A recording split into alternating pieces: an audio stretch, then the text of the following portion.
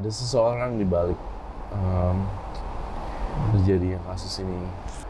Gue udah ada, kayak lu tau lah maksudnya, terkadang mudah untuk ngomong itu. Lu banget sih tuh, Iya. keluar.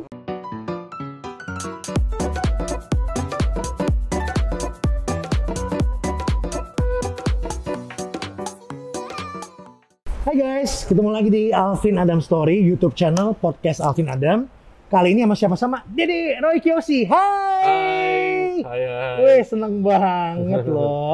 Kita kan udah lakukan protokol kesehatan. Kita boleh lepas dong ya? Boleh dong. Ya, dan jarak kita udah 1 meter kan? Iya bener. Kecuali kalau kita gitu baru. Kita udah tes semua. Karena biasanya kalau ketemu si Dede, bercandaan mulu kita biasanya kayak gitu gitu loh. Nah, boleh minum loh. Boleh, ini boleh diminum. Boleh makan banget, boleh properti, banget. Kan? Jadi, Uncle sengaja bikin podcast ini di tempat dengan background ini. Karena setelah kepenatan 1 harian, kerjaan banyak, begitu lihat ikan lewat, lihat Kayaknya tenang, relax ya.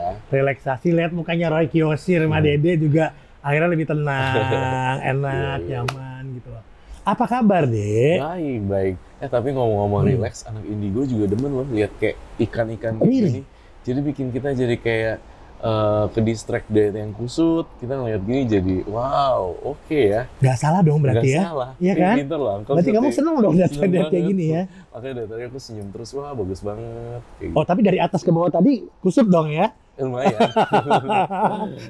Ada kusutnya begitu masuk kemari. Tenang langsung. Tenang. Aku ngerasa adem banget. Iya, karena air laut, ikan colorfulnya. Dia ada hiu, ada baby shark, ada tiger shark juga. Macam-macam sih gitu loh. Makanya Uncle seneng banget gitu tempat ini datang cuma buat lihat mereka. Lihat aja. Tadi feeding mereka Feeding kan. mereka juga bisa. Tapi nggak semua orang boleh kasih itu gitu loh. Hanya yang udah mungkin yang udah beberapa kali dia udah kenal dan make sure banget dalam kondisi yang keadaan sayang binatang dan lain-lain, pokoknya lah mungkin kayak gitulah. Gitu. Tapi memberi makan itu yang benar-benar enak sih ya rasanya ya. Relax gitu. ya, memberi makan mereka gitu. So you look happy now? Yeah, of course lah. Iya kan? Iya. Kenapa? Karena karma akan Wow. mulai lagi. Yeay! Kok bisa tahu? Roy Kiyoshi is back! Iya.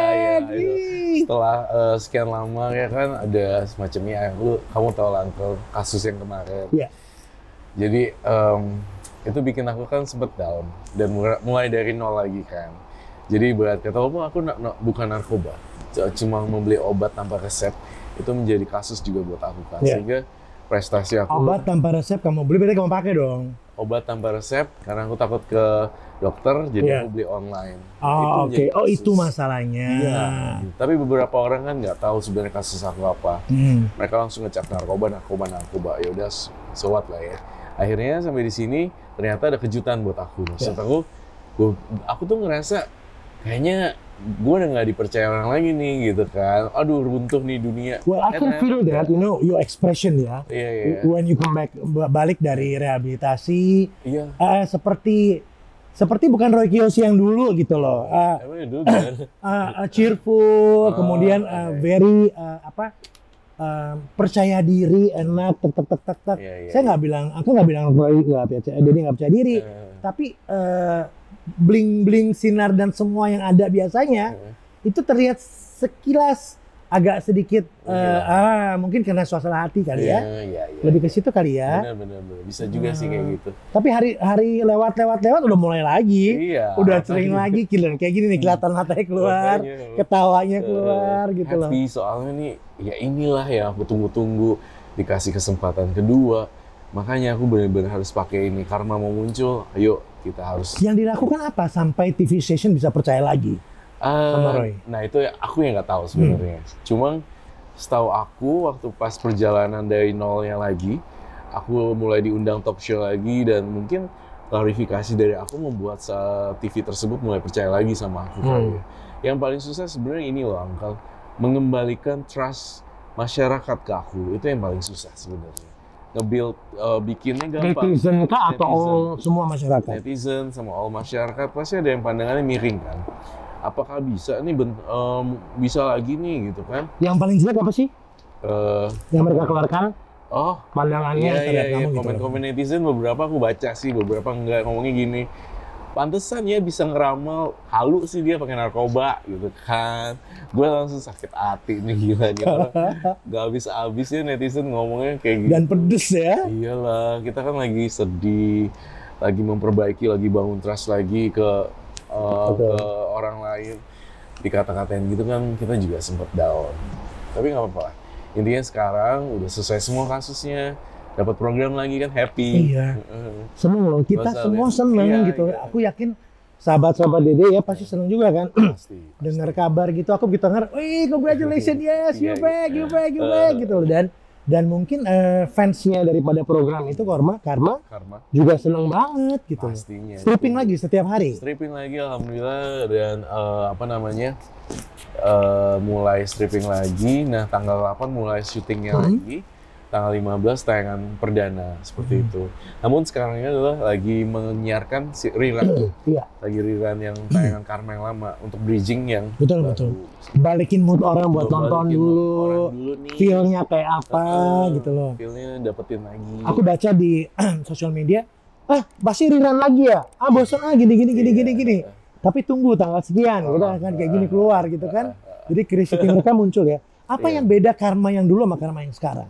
Karma yang sekarang menurut aku kan karena pandemi, jadi nggak ada penonton, jamnya juga agak lebih cepat ya ketimbang dulu kan kita syuting dari pagi ke pagi melibatkan banyak orang juga. Betul.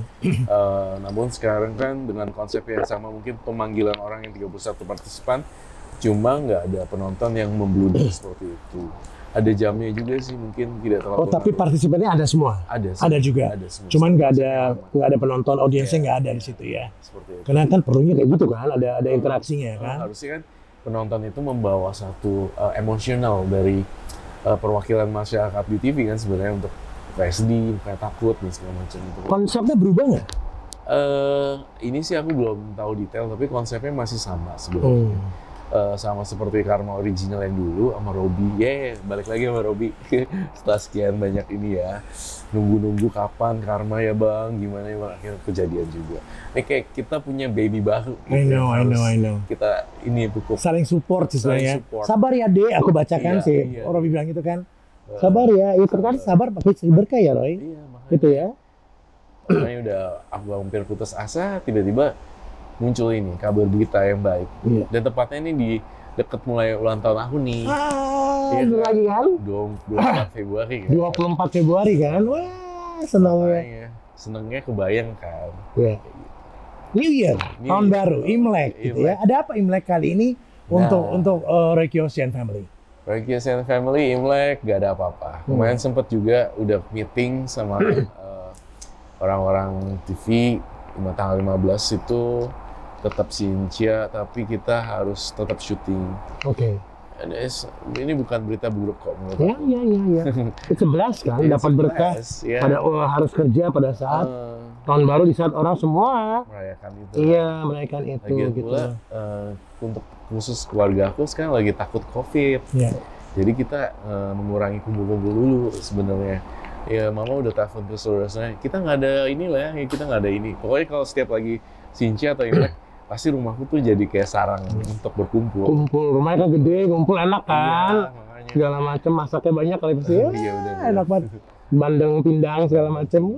Terus buah-buahnya kan jeruk, ya kan, nanas, nastar. Kita nggak ada lagi ntar. Aku kerja syuting, tapi tetap Cynthia aja, nggak kumpul-kumpul.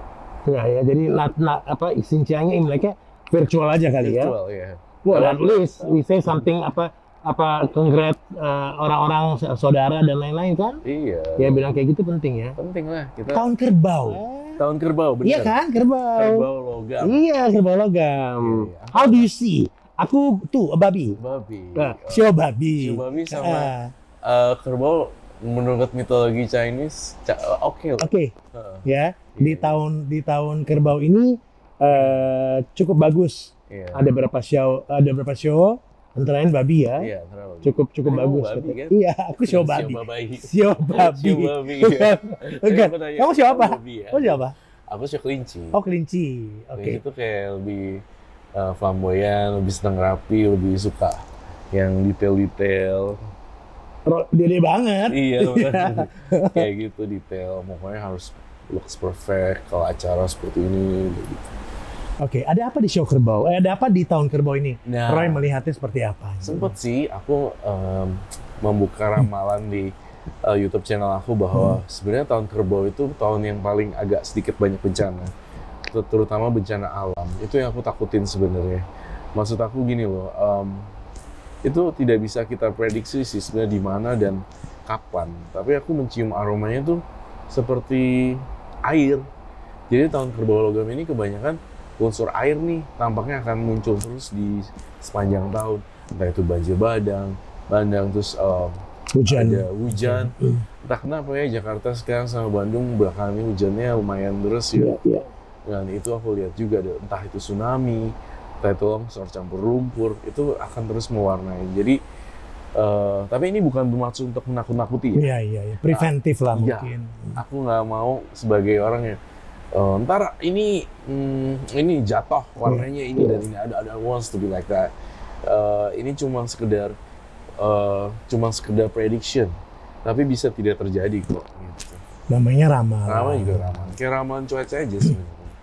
Itu. Roy ada pertanyaan ya. Roy bisa membaca orang, baca pikiran, bisa meramalkan. Nah pada saat kejadian yang menimpa Roy itu, Roy nggak bisa memprediksinya kan gitu loh. Nah itu kan menarik tuh kalau menurut pandang orang gimana ya Roy?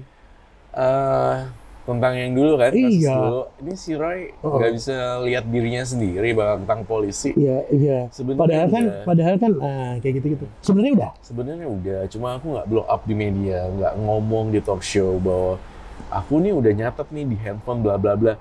Karena itu mimpi kan. Aku dapat mimpi sebenarnya. Aku akan ada ditangkap polisi, tapi nggak tahu nih kasusnya apaan.